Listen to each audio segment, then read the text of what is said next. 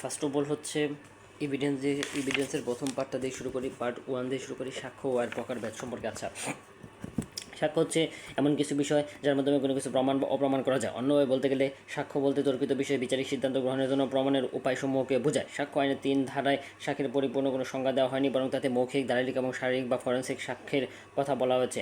অধ্যাপক টেইলির মতে সাক্ষ্য হলো এক প্রকার আইনগত পন্থা যা কোনো ঘটনাকে প্রমাণ বা অপ্রমাণ করার চেষ্টা করে এবং এই সত্যতা বিচারিক অনুসন্ধানের জন্য নিবেদন করে। সাক্ষ্য আইনের 3 ধারায় শুধুমাত্র মৌখিক, দালিলিক এবং শারীরিক বা ফরেন্সিক সাক্ষ্যের কথা বলা থাকলেও সাক্ষ্য আইন বিশ্লেষণ করলে ভিন্ন ধরনের সাক্ষ্যের ধারণা পাওয়া যায়। মৌখিক সাক্ষ্য মানে ওরাল এভিডেন্স, দালিলিক সাক্ষ্য মানে ডকুমেন্টারি এভিডেন্স, শারীরিক বা ফরেন্সিক সাক্ষ্য মানে ফিজিক্যাল ও ফরেন্সিক এভিডেন্স, ডিজিটাল সাক্ষ্য মানে ডিজিটাল এভিডেন্স, প্রাথমিক সাক্ষ্য মানে প্রাইমারি এভিডেন্স, মাধ্যমিক সাক্ষ্য বা গৌণ সাক্ষ্য, সমর্থনমূলক সাক্ষ্য, কোরোবোরেটিভ এভিডেন্স, পারিপার্শ্বিক সাক্ষ্য, সার্কামস্ট্যান্সিয়াল এভিডেন্স, সরকারি দলিল, পাবলিক ডকুমেন্ট এবং বেসরকারি দলিল, প্রাইভেট ডকুমেন্ট, মানে 10 ধরনের দলিলের কথা বলা আছে। আচ্ছা, পরিপার্শ্বিক সাক্ষ্য বলতে কি বোঝানো হয়ে থাকে? 2 নম্বর প্রশ্ন হচ্ছে এটা। পরিপার্শ্বিক সাক্ষ্য এক ধরনের পরোক্ষ সাক্ষ্য। কোন ধরনের সাক্ষ্য? এটা পরোক্ষ সাক্ষ্য। আচ্ছা, এই ধরনের সাক্ষ্যের মাধ্যমে বিচার্য বিষয় সরাসরি প্রমাণ করা যায় না। কি করা যায় না? বিচার্য বিষয়টা সরাসরি প্রমাণ করা যায় না, কিন্তু পরিস্থিতি আর পরিপার্শ্বিক অবস্থা থেকে বিচার্য বিষয়কে অনুমান করা যায়। পরিপার্শ্বিক অবস্থাগুলো সাধারণ এক সূত্রে গাঁথা থাকে।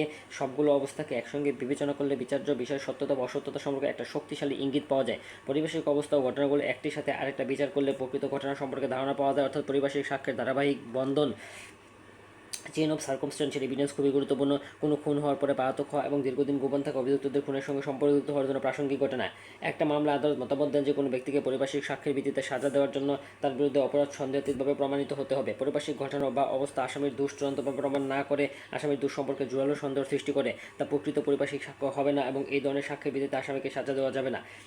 একটা মামলা আদালত বলেন যদি পরিপার্শ্বিক সাক্ষ্যের মাধ্যমে আসামি দোষী বা নির্দোষ হওয়া সমানভাবে বোঝায় তাহলে এই ধরনের সাক্ষ্যের ভিত্তিতে আসামিকে সাজা দেওয়া যাবে না। Oral evidence must be direct, অর্থাৎ ব্যতিক্রম ধারণাটি হচ্ছে কি? আচ্ছা, ব্যতিক্রম সহ ধারণাটি হচ্ছে এরকম যে মৌখিক সাক্ষ্য অবশ্যই প্রত্যক্ষ হইতে হবে এবং যে প্রকারই হোক। এভিডেন্স 1872-এর 60 ধারায় বলা হয়েছে মৌখিক সাক্ষ্য হবে নির্মূলক। সাক্ষ্যটি বিষয়টি যদি দেখার মতো হয়ে যাবে, সেটি দেখেছে তাকে আদালতে এসে বলতে হবে সে সেটা তা দেখেছে। যদি বিষয়টা শোনার মতো হয় তবে সে শুনেছে, তাকে আদালতে এসে সেটা বলতে হবে যে তা যে শুনেছে। সাক্ষ্য বিষয় যদি ইন্দ্রিয় দ্বারা বা অন্য কোনোভাবে উপলব্ধির বিষয় হয় তবে যে উপলব্ধি করেছে তাকে আদালতে এসে বলতে হবে যে সে তা উপলব্ধি করেছে। সাক্ষ্যের বিষয়টা কারো অভিমত বা অভিমতের কারণ সম্পর্কে হলে যে বিষয়টি ব্যক্তি এরূপ অভিমত পোষণ করেন তারও আদালতে এসে বলতে হবে সে এই অভিমত পোষণ করেন। আচ্ছা, ব্যতিক্রম হচ্ছে নিম্নোক্ত ক্ষেত্রে মৌখিক সাক্ষ্য প্রত্যক্ষ না হলে তা গ্রহণযোগ্য হবে। ধারা 60 ধারা 60 অনুযায়ী বিশেষজ্ঞদের অভিমত সম্বলিত গ্রন্থ যদি সাধারণভাবে বাজারে বিক্রি হয় সেই ক্ষেত্রে অভিমত এবং যে যুক্তির উপর তা প্রতিষ্ঠিত তা প্রমাণের জন্যই সেই গ্রন্থ দাখিল করা যেতে পারে। যদি সেই গ্রন্থের প্রণেতার মৃত্যু হয়ে থাকে অথবা যদি তার সম্বন্ধ পাওয়া না যায়, যদি তার সন্তান পাওয়া না যায়, অথবা যদি তিনি সাক্ষ্য দিতে অসমর্থ হয়ে থাকেন, অথবা যদি তাকে সাক্ষী হিসেবে উপস্থিত করতে এরূপ বিলম্ব ও ব্যয় হয় যা আদালত অযৌক্তিক বলে বিবেচনা করে। রেজিস্ট্রে এর ক্ষেত্রে ধারা 6 সাক্ষী হিসেবে ডাকা যাবে না এমন ব্যক্তিদের বিবৃতি এর ক্ষেত্রে ধারা 32, পূর্বে মামলা বা একই মামলা প্রদত্ত সাক্ষ্য এর ক্ষেত্রে ধারা 33, অ্যাডমিশন অফ কনফেশন এর ক্ষেত্রে হচ্ছে এর ক্ষেত্রে। আচ্ছা, শ্রুত সাক্ষ্যকে আদালতে গ্রহণযোগ্য আলোচনা করা। আচ্ছা, শোনা বা শ্রুতি সাক্ষ্য এর এক প্রকার গৌণ বা মাধ্যমিক সাক্ষ্য। যদি কোনো সাক্ষী নিজে সরাসরি কোনো কিছু না শুনে না দেখে অন্য কাছ থেকে শুনে আদালতে সাক্ষ্য প্রদান করে তখন এটা শ্রুত সাক্ষ্য। সাক্ষ্য আইনে 3 ধারায় মৌখিক সাক্ষ্যের সংজ্ঞা দেওয়া আছে। সেই সংজ্ঞা অনুযায়ী মৌখিক সাক্ষ্য সব ক্ষেত্রে প্রত্যক্ষ হবে যা কোনো ব্যক্তিকে প্রত্যক্ষ মুখে বা ভাবভঙ্গিতে প্রকাশ করে। সাক্ষ্য আইনের দ্বারা 60 অনুযায়ী মৌখিক সাক্ষ্য প্রত্যক্ষ হইতে হবে, কারণ আইনে সর্বদাই সুবিবেচনার জন্য উৎকৃষ্ট সাক্ষ্য চাইবে।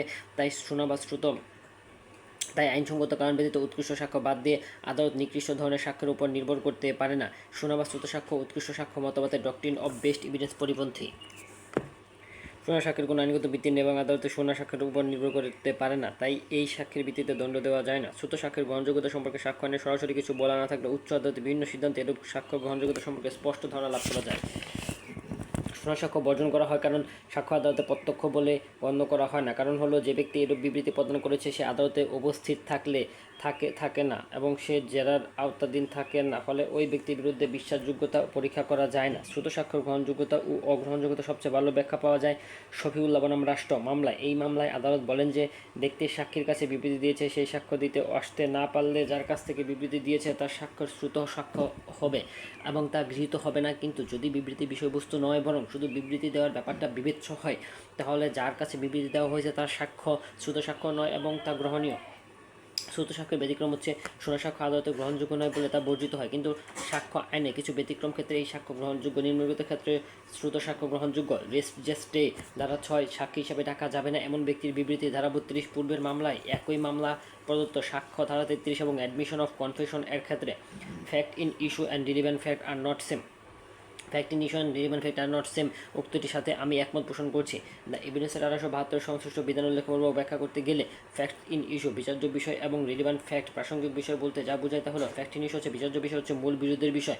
মামলার এক পক্ষের দাবি অপর পক্ষ তা অস্বীকার করে বিচার্য বিষয় সৃষ্টি হয়। সাক্ষ্য আইনের ধারা 3 অনুসারে কোনো ঘটনা থেকে কোনো মামলা বা কার্যধারায় কোনো অধিকার, বাধ্যবাধকতা বা কোনো কিছুর অস্তিত্ব ইত্যাদি থাকা বা না থাকা, ঘোষিত বা প্রত্যাখ্যাত হওয়ার ব্যাপারটা প্রতীয়মান হলে তা বিচার্য বিষয় বলে গণ্য হবে। অর্থাৎ সাক্ষ্য আইনে বিচার্য বিষয় বলতে এমন ঘটনাকে বোঝায় তা হতে কোনো একটা মামলা বা কোনো মোকদ্দমা বা কার্যধারা দাবিকৃত বা অস্বীকৃত কোনো অধিকার, দায়, অক্ষমতা, অস্তিত্বহীনতা, প্রকৃতি, পরিমাণ ইত্যাদি সঠিকভাবে প্রতীয়মান হয়।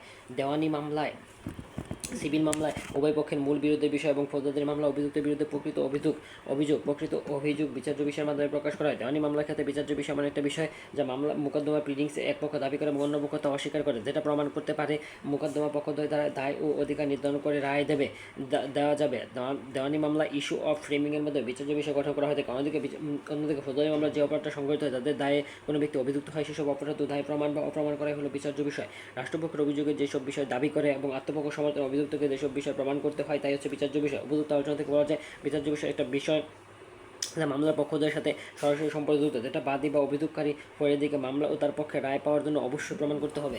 সেটা কি অবশ্যই প্রমাণ করতে হবে? রিলিভেন্ট ফ্যাক্টস হচ্ছে প্রাসঙ্গিকতা বলতে বিচার্য বিষয়ের সাথে অন্য ঘটনার আইনগত বন্ধনকে বোঝায় যা বিচার্য বিষয় প্রমাণে সহায়ক হয়। যখন কোনো তথ্য বিচার্য বিষয়ের সাথে আইনের বিধান অনুসারে সম্পর্কযুক্ত থাকে এবং এই তথ্য আদালতকে বিচার্য বিষয়ের অস্তিত্ব বা অস্তিত্বহীনতা সম্পর্কে সিদ্ধান্ত নিতে সহায়তা করে, তখন ওই তথ্য বা বিষয় প্রাসঙ্গিক তথ্য। কোনো ঘটনা বা বিচার্য বিষয়ের সাথে প্রাসঙ্গিক না হলে সেই বিষয়ের সাথে সাক্ষ্য প্রদান করা যায় না। প্রত্যেক মামলায় এমন কিছু ঘটনা বা বিষয় থাকে যা সরাসরি বিচার্য বিষয় নয়, কিন্তু এর সাহায্যে বিচার্য বিষয় সম্পর্কে সঠিক ও যথাযথ সিদ্ধান্ত আসা যায়। এগুলো প্রাসঙ্গিক বিষয় বা ঘটনা। সাক্ষ্য আইনের 6 থেকে 55 ধারায় প্রাসঙ্গিক বিষয় সম্পর্কে বলা হয়েছে। সুতরাং বিচার্য বিষয় প্রমাণের জন্য ঘটনার সাথে সম্পর্কিত তথ্যাবলী প্রাসঙ্গিক বিষয়, অর্থাৎ বিচার্য বিষয় এবং প্রাসঙ্গিক বিষয় একই। ডিজিটাল রেকর্ড বা ইলেকট্রনিক রেকর্ড বলতে কী বোঝানো হয়ে থাকে? আচ্ছা, সাক্ষ্য আইনের ধারা 3 অনুসারে ডিজিটাল রেকর্ড, ইলেকট্রনিক রেকর্ড অর্থ ম্যাগনেটিক বা electronic, magnetic, optical, computer, memory, microfilm, computer দ্বারা উদ্ভূত মাইক্রোস্কোপি বা অন্তর্ভুক্ত করে audio, video, digital versatile disc বা digital video disc, closed circuit television রেকর্ডসমূহ, ড্রোন, উপাত্ত, সেলফোন দ্বারা রেকর্ডসমূহ, হার্ডওয়্যার, সফটওয়্যার বা ডিজিটাল নিরাপত্তা আইন 2018 বর্ণিত যে কোনো ডিজিটাল ডিভাইসে উদ্ভূত, প্রস্তুতকৃত, প্রদত্ত ও প্রাপ্ত বা মজুতকৃত যে কোনো রেকর্ড, উপাত্ত বা তথ্য।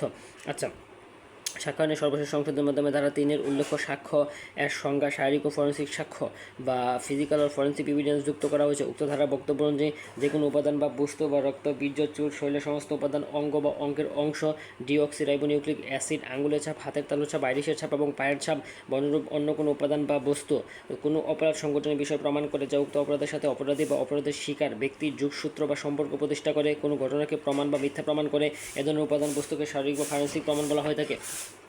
সাক্ষ্য আইনের স্বয়ংসম্পূর্ণতা ও সীমাবদ্ধতা সম্পর্কে আলোচনা করো। আচ্ছা, তারা 8 অনুযায়ী হচ্ছে গিয়া যে সাক্ষ্য আইনে কিছু সীমাবদ্ধতা রয়েছে। এসব সীমাবদ্ধতার কারণে বলা হয় 1872 সালের সাক্ষ্য আইন স্বয়ংসম্পূর্ণ নয়। সীমাবদ্ধতা হলো 1872 সালের সাক্ষ্য আইনের প্রস্তাবনা অনুসারে এই আইনের সকল প্রকার সাক্ষ্যের কথা বলা হয় নাই, শুধু সাক্ষ্য আইনের একত্রীকরণ, সংজ্ঞা প্রদান, সংশোধনের জন্য এই আইন প্রণয়ন করা হয়েছে। 1872 সালের সাক্ষ্য আইনের বিধান অনুসারে সাক্ষ্য গ্রহণযোগ্য ক্ষেত্রে অন্যান্য আইনের সহযোগিতারও প্রয়োজন হয়, যেমন দেওয়ানি কার্যবিধি, ফৌজদারি কার্যবিধি প্রভৃতি। কোনো বিশেষ আইনে 1872 সালের সাক্ষ্য আইনের বিধান প্রয়োগযোগ্য বলে উল্লেখ না থাকলে ওই বিশেষ আইনের ক্ষেত্রে এই আইনের বিধান প্রয়োগযোগ্য নয়। ফৌজদারি কার্যবিধি 41 অধ্যায় 509 থেকে 512 ধারায় সাক্ষ্য বিশেষভাবে বিধান রয়েছে যা ফৌজদারি মামলা বিচারের ক্ষেত্রে প্রয়োগযোগ্য। দুর্নীতি দমন কমিশন আইন ও মানি লন্ডারিং আইনের সম্পর্কে সাক্ষী কিছু ব্যতিক্রম বিধিবিধান রয়েছে যা সাক্ষ্য আইনের গণ্য হলেও 1872 সালের সাক্ষ্য আইনে নেই। ট্রাইব্যুনাল কর্তৃক কোনো বিষয় তদন্তের ক্ষেত্রে এই ধরনের আইনের বিধান প্রয়োগযোগ্য নয়। 1872 সালের আইনে পরিপূর্ণ অনেক আইন রয়েছে, যেমন bank book of evidence 1891, commercial documents evidence 1893। সাক্ষ্য আইনের গুরুত্ব ও প্রয়োজনীয়তা সম্পর্কে আলোচনা করুন। আচ্ছা, সাক্ষ্য আইন একটা মৌলিক আইন। মামলা, মোকদ্দমা, বিচারাধীন কোনো ঘটনা এবং বিষয় প্রমাণ ও অপ্রমাণ উদ্দেশ্যে, বিষয়টাকে প্রমাণ করতে বা অপ্রমাণ উদ্দেশ্যে কোনো ব্যক্তি কখন কীভাবে বক্তব্য, দলিলপত্র বা কাগজপত্র, বস্তুকে উপস্থাপন বা দাখিল করে সাক্ষ্য প্রদান করবে তা সাক্ষ্য আইনে রয়েছে। এই জন্য সাক্ষ্য আইন গুরুত্বপূর্ণ। মামলা, মোকদ্দমা সফল পরিণতির জন্য সাক্ষ্য আইন প্রয়োজন। যেমন কোনো ব্যক্তির বাদী হয়ে অপর কোনো ব্যক্তির বিরুদ্ধে আদালতে অপরাধের অভিযোগ আনলো, আদালত সাক্ষ্য আইন অনুসারে বাদী ও আসামি উভয় পক্ষে সাক্ষ্য গ্রহণ করবেন ও জেরা শোনাবেন। সাক্ষ্য আইনের কোনো পক্ষ অপ্রয়োজনীয় বিষয় আদালতে উপস্থাপন করলে আদালত সময় নষ্ট করতে পারে না যা হোক, সাক্ষ্য আইনের গুরুত্ব ও প্রয়োজনীয়তা সম্পর্কে নিম্ন তুলে ধরা হলো। কোনো মামলা, মোকদ্দমা বা কার্যধারায় কোনো বিষয় প্রমাণিত বা প্রমাণিত করার জন্য সাক্ষ্য আইনের প্রয়োজন। সাক্ষ্য আইন কোনো বিষয়ে কতটুকু সাক্ষ্য প্রদান করা যাবে বা কোনো মামলায় কোনো বিষয়ে কতটুকু প্রাসঙ্গিক বা বিস্তারিত তুলে ধরেছে, এ ধরনের সাক্ষ্য আইন অত্যন্ত গুরুত্বপূর্ণ। কোনো ব্যক্তিকে সাক্ষী হিসাবে তো আদালতে উপস্থাপন করা যাবে তা সাক্ষ্য আইন আমাদের বলে দেয়। সাক্ষ্য আইন সাক্ষীর যোগ্যতা তুলে ধরেছে। কোনো কোনো বিষয়ে আদালত প্রমাণ ছাড়া প্রমাণিত বলে অনুমান করবেন তা সাক্ষ্য আইনে রয়েছে। কোন পদ্ধতিতে সাক্ষ্য গ্রহণ করতে হবে, কোন পক্ষ কীভাবে সাক্ষ্য প্রদান করবে তা সাক্ষ্য আইন আমাদের বলে দেয়। কোন কোন বক্তব্য, দলিলপত্র বা বস্তুকে সাক্ষ্য হিসাবে আদালতে উপস্থাপন করা যাবে অথবা যাবে না তা সাক্ষ্য আইনে আমাদেরকে বলে দেয়। সাক্ষীর জবানবন্দি, জেরা বা সাক্ষীর পুনর্জবানবন্দি বা পুনর্জোড়ায় জেরায় বিস্তারিত পদ্ধতি সাক্ষ্য আইনে রয়েছে। সাক্ষ্য গ্রহণ করার পরও প্রকৃত সত্য প্রতিষ্ঠার জন্য কোনো কোনো সাক্ষ্য, কোনো কোনো অংশ আদালত বিবেচনা করবে না তা সাক্ষ্য আইনের বিষয়। সাক্ষ্য আইনে প্রণয়নের উদ্দেশ্য কি? 1872 সালে সাক্ষ্য আইনের উদ্দেশ্য হচ্ছে মামলার মোকদ্দমার সফল পরিণতির দিকে নিয়ে যাওয়া সাক্ষ্য আইনের প্রধান উদ্দেশ্য। সাক্ষ্য আইনের অন্যতম উদ্দেশ্য হলো সত্য অনুসন্ধানে আদালতকে সাহায্য করা, যার ফলে আদালতের মন হতে সন্দেহ দূর হয়। সাক্ষ্য আইনের মাধ্যমে কোনো মামলার বিচারক স্বল্প সময়ের প্রকৃত সত্য উদ্ঘাটন করে ন্যায় বিচার নিশ্চিত করতে পারে। পূর্বে প্রচলিত সাক্ষ্য আইন, মুসলিম সাক্ষ্য আইন, হিন্দু আইন, ব্রিটিশ সাক্ষ্য আইনের একত্রীকরণের উদ্দেশ্য মূলত 1872 সালে সাক্ষ্য আইন প্রণীত হয়। এই আইনের প্রস্তাবনায় বলা হয়েছে, যখন সাক্ষ্য আইন একত্রীকরণ, সংজ্ঞা প্রদান ও সংশোধন সমীচীন ও প্রয়োজনীয়, তখন এত দ্বারা এই আইন প্রণয়ন করা হলো। সুতরাং সাক্ষ্য আইনের উদ্দেশ্য হলো পূর্বে প্রচলিত সাক্ষ্য আইনের একত্রীকরণ, সংজ্ঞা প্রদান, পূর্বে প্রচলিত সাক্ষ্য আইনের সংশোধন। 1872 সালে সাক্ষ্য আইনের অন্যতম উদ্দেশ্য হলো এই নীতি প্রতিষ্ঠা করা যে উৎকৃষ্ট সাক্ষ্য প্রদান করতে হলে হবে সাক্ষ্য বিচার্য বিষয়ের মাধ্যমে সীমিত থাকবে আর শুধুমাত্র শোনা সাক্ষ্য গ্রহণযোগ্য হবে না। আইনের শাসন, ন্যায় বিচার ও সত্য প্রতিষ্ঠার জন্য সাক্ষ্য আইন অত্যন্ত গুরুত্বপূর্ণ। কোনো মামলায় কতটুকু সাক্ষ্য প্রদান করতে হবে, সাক্ষীদের বিশ্বাসযোগ্যতা কিসের উপর নির্ভর করে তা নির্ধারণের উদ্দেশ্যে সাক্ষ্য আইন প্রণীত হয়েছে। কোনো মামলায়, মোকদ্দমা, কার্যধারা কোনো বিষয় প্রমাণিত বা অপ্রমাণিত করার উদ্দেশ্যে সাক্ষ্য আইনের প্রয়োজন। কোনো কোনো ব্যক্তিকে সাক্ষী হিসেবে আদালতে উপস্থাপন করা যাবে তা নির্ধারণের উদ্দেশ্যে সাক্ষ্য আইন প্রণীত হয়েছে। বাটোয়ারা, মোকদ্দমা, বাদী পিতৃত্ব প্রমাণের ডিএনএ পরীক্ষার প্রতিবেদন জমা। আদালত অভিমত ব্যক্ত করেন যে উক্ত প্রতিবেদন দেওয়ানি মোকদ্দমার সাক্ষ্য হিসেবে গ্রহণযোগ্য নয়। আদালত এই অভিমত দ্য এভিডেন্স অ্যাক্ট 1872 সালে আইনসঙ্গত কি উত্তরের সপক্ষে যুক্তির বিধান দেন। আচ্ছা, ইস্যু হচ্ছে এর প্রতিবেদন দেওয়ানি মোকদ্দমার সাক্ষ্য হিসেবে গ্রহণযোগ্য নয়। আদালত এই অভিমত এভিডেন্স 1872 অনুসারে আইনসঙ্গত কি? আদালতের এই অভিমত এভিডেন্স অ্যাক্ট 1872 অনুসারে আইনসঙ্গত নয়, কারণ 1872 সালে এভিডেন্সের সর্বশেষ সংশোধন যে 3 বক্তব্য অনুসারে ডিএনএ যদি কোনো ঘটনার প্রমাণ বা মিথ্যা প্রমাণ করে তাহলে তা ফিজিক্যাল অর ফরেন্সিক এভিডেন্স হিসাবে গণ্য হয়। এছাড়া এক অনুযায়ী সাক্ষ্য আইন দেওয়ানি, ফৌজদারি উভয় ক্ষেত্রে প্রযোজ্য। তাই ডিএনএ পরীক্ষার প্রতিবেদন দেওয়ানি মোকদ্দমার কোনো ঘটনা প্রমাণ বা মিথ্যা প্রমাণ করার জন্য প্রয়োজনীয় হলে সেক্ষেত্রে দেওয়ানি মোকদ্দমায়ও সাক্ষ্য হিসাবে গ্রহণযোগ্য হবে। তাই উপযুক্ত ঘটনা আদালত অভিমত আইনসম্মত নয়। আচ্ছা, আইনসম্মত